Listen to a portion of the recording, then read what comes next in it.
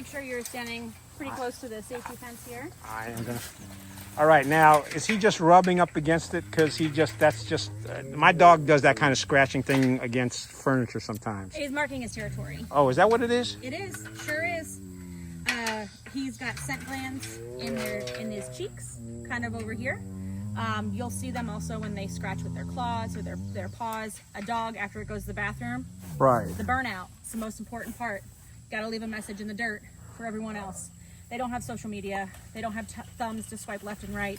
They have to have other ways of communicating to others of their kind, and scent marking is one of those. Now he probably wouldn't be doing this if we weren't standing there. He probably would if we were even on the other side. Okay, yeah. so if He's we're a very social cat. So this is the type of behavior you tend to see from our social cats. Now, if you were here while his waters were getting changed, or he was getting fed, you may see a different version of Samar. when you say different version, what are we meaning? The more National Geographic side, the wild side. Oh, okay. Water and food are two of their biggest commodities. So it's the things they're most protective over. And so when our volunteers or our staff are changing his waters, he can get territorial over that. All right, you So mentioned fasting day, but Yeah. what is a fasting day? So a fasting day is a day that we just don't feed those animals. So our cats get fed. None of the cats eat on Tuesdays.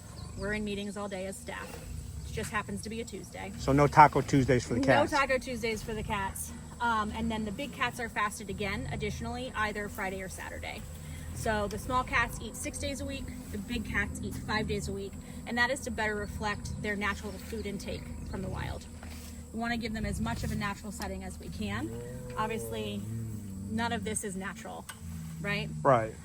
But natural is not an option for these animals. There's no going back into the wild. He didn't come from the wild. So if he went to the back in the wild, he'd be like, There is no back. He was never there. he would never survive. No, he'd be coming up to people, potentially doing this, which is a guarantee end-of-life choice for a tiger. All right, how old is he? He is in double digits now. He just reached double digits. And he's, again, another one of the Tiger King kids. Oh, is he? Okay. You mentioned vet care. I'm taking a look at his teeth, and I'm not getting pretty good, I'm huh? not getting close to him. I'm just getting the camera close to him. Oh, I know. I'm watching. Don't you worry. Yeah. Do you have a dentist come over here, a dental hygienist? What's the scoop on the teeth care? Our veterinary team does care for their teeth when we do physicals, or we call them knockdowns. It's a sedation event where we do their physicals about every 2 years. Okay. And so we're always checking their teeth. And of course, our keepers are monitoring it daily. If he's starting to favor chewing on one side of his mouth versus another, that may be an indicator that he has some sort of dental issue that we need to address. So that may change the schedule of when we get him sedated for the vet to take a Okay, look when at. the vet takes a look at him, does he or she brush their teeth or? No, we do not need to brush their teeth. So they eat a whole carcass diet. All right, whole carcass diet. What is a whole carcass So diet? a whole carcass diet means that they get everything that's on the animal.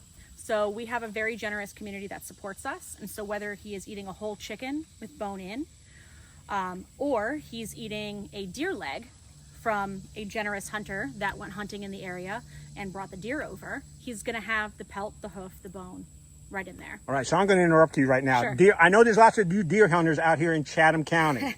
So look, and I know some of you will not eat or skin or cook up your entire deer, and even if you do, you're not going to eat all of the meat.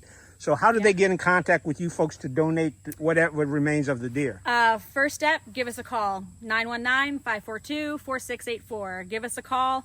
But if it's 3 in the morning and you're heading back home from a hunt, in our staff driveway right outside of our fence, we actually have a deer drop-off bin so that you can just drop off. A deer drop-off bin. Legitimately a deer drop-off bin, so people can just drop the deer off, call the number that is posted on that, just to let us know there's a deer in there. We check it every morning regardless. Okay, that's not the same box that the Amazon delivery guy uses, is it? It is not. Okay. It is not. So, It is not. but if you put a deer in there, you folks will. Oh yeah. Okay. Yep. The only qualifier is we ask that it gets to us within 24 hours of its passing. Gotcha. All right. Again, deer hunters out there, you heard about it. Rissa told you, and let's keep these guys fed and don't let the deer go to waste. Absolutely.